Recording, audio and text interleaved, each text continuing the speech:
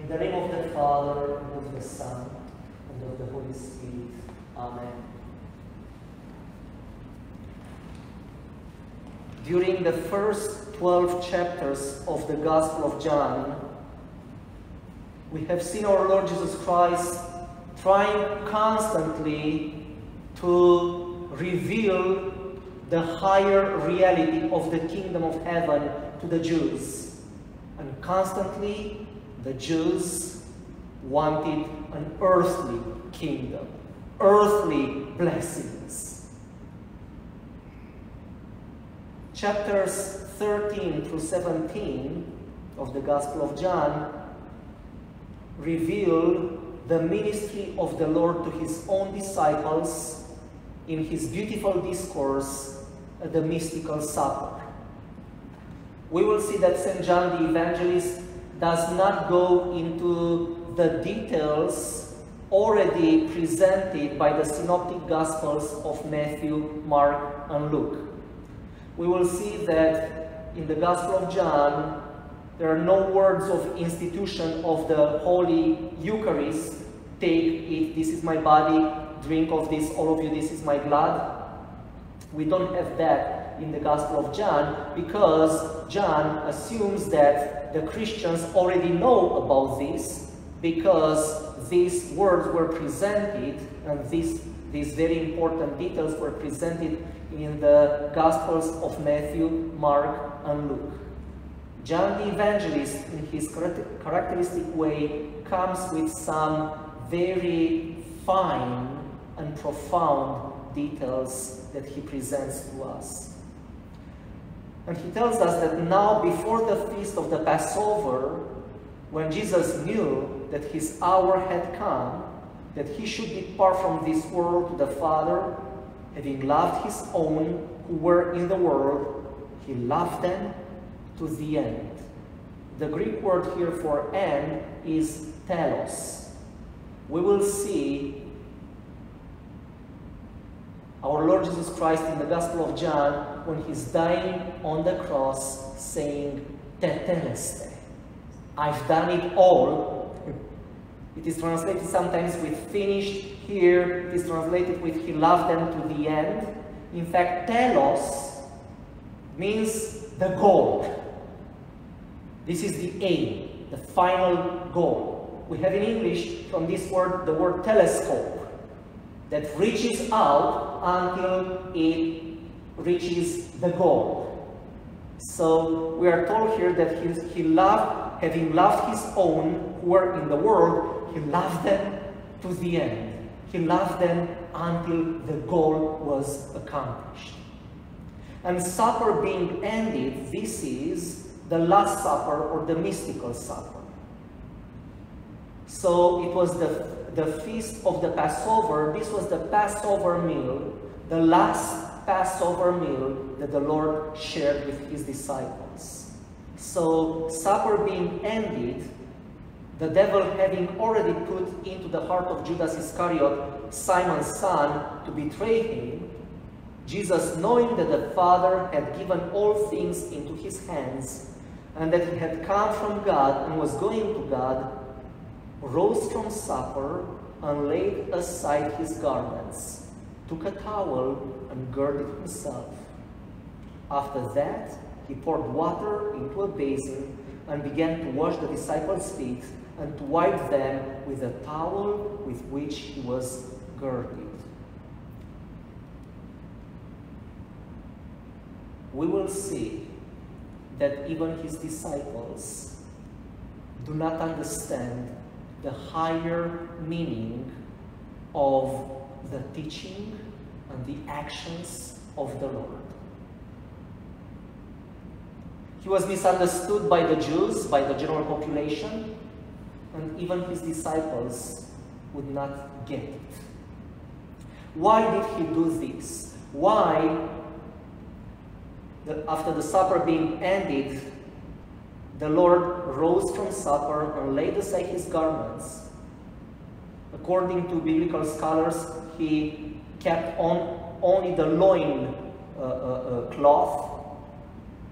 He took the clothes of or he put off the clothes and he was left only with the clothes that a slave would wear.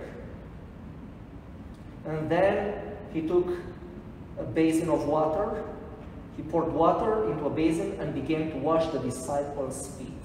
Why this? Because we see in the Gospel of Luke, we could see in the Gospel of Mark, first of all, a few days before the Passover, James and John, the sons of Zebedee, accompanied by their mother, coming to the Lord and asking the Lord to do a great favor for them, to sit one on the right, one on the left in his glory. Again, they thought of an earthly kingdom. Now the time is coming, he's going to Jerusalem, he's going to be enthroned the king, we want to be in his glory. The Lord told them it should not be so among you, this is among the Gentiles, but not so among you. They still didn't get it. According to the Gospel of Luke, in chapter 22, we read that now there was also a dispute among them, among the disciples, as to which of them should be considered the greatest. And he said to them, the kings of the Gentiles exercise lordship over them, and those who exercise authority over them are called benefactors. But not so among you. On the contrary, he who is greatest among you, let him be as the younger, and he who governs as he who serves. For who is greater, he who sits at the table or he who serves? Is it not he who sits at the table? Yet I am among you as the one who serves. In the Middle East, until today, we don't have this very much in our Western society. In our Western society, people sit at the table wherever. Take a seat, choose a seat and take it. In the Middle East, especially 2,000 years ago, and especially for a Passover meal, for a very important meal, the most important, so they would have this U-shaped, low, very low table, and the most important person would sit at the table, would recline, in fact, at the table, here at the top of the U-shaped table. And then the first in honor would be on the left, the next on the right, and so on. Go around this U-shaped, very low table. There was a dispute among the disciples who should sit where at this very important Passover meal. We could see that in the Gospel, from the Gospel of Luke, we could see about this dispute. And they disputed so much about it that they forgot to wash their feet before reclining at the table. It was a requirement of the law to wash your hands up to the elbow and your feet up to your knees before you eat. And this was usually done, this washing of the feet was done by a servant of the house. As a sign of hospitality of the owner of the house would give the supper, he would ask one of the servants to wash the feet of all the guests. But the disciples, or if they didn't have a servant, the youngest one or the most humble one would wash the feet of the people at the table. But the disciples did what? They argued who should sit where. And they started the dinner without washing their feet. After the dinner was ended, the Lord himself took off his clothes, remained dressed only like a slave. And when they brought the basin to wash their hands after the dinner, he took the basin, poured water, and started to wash the feet of his disciples without saying a word. He told them before, don't do this. It's not about this. They didn't get it. And then in the end, he preached by example. When he got to Peter, we'll see, so he started to wash the feet of the disciples. Then he came to Simon Peter, and Peter said to him, Lord, are you washing my feet? Jesus answered and said to him, What I am doing you do not understand now, but you will know after this. Peter said to him, You shall never wash my feet. Jesus answered him, If I do not wash you, you have no part with me. Simon Peter said to him, Lord, not my feet only, but also my hands and my head. Peter still doesn't get it. He thinks that this is a ritual. Like so many people today, they think that Christianity, Orthodoxy has lots of rituals, traditions, and that's what makes you part of the church. You get baptized, you are part of the church, end of story. That's what Peter thought. Oh, this must be a ritual that he is doing for us, so by washing our feet, I'm going to be, if I accept him to wash my feet, I'm going to be his disciple.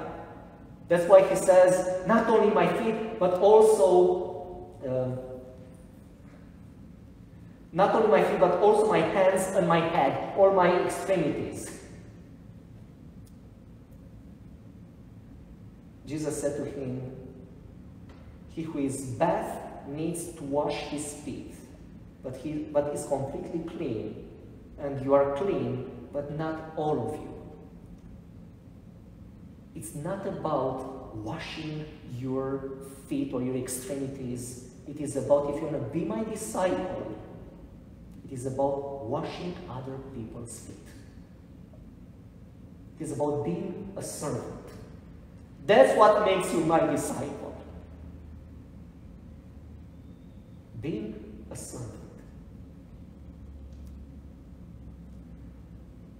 Then Jesus said to him, Who is bathed needs only to wash his feet, but is completely clean. And you are clean, but not all of you.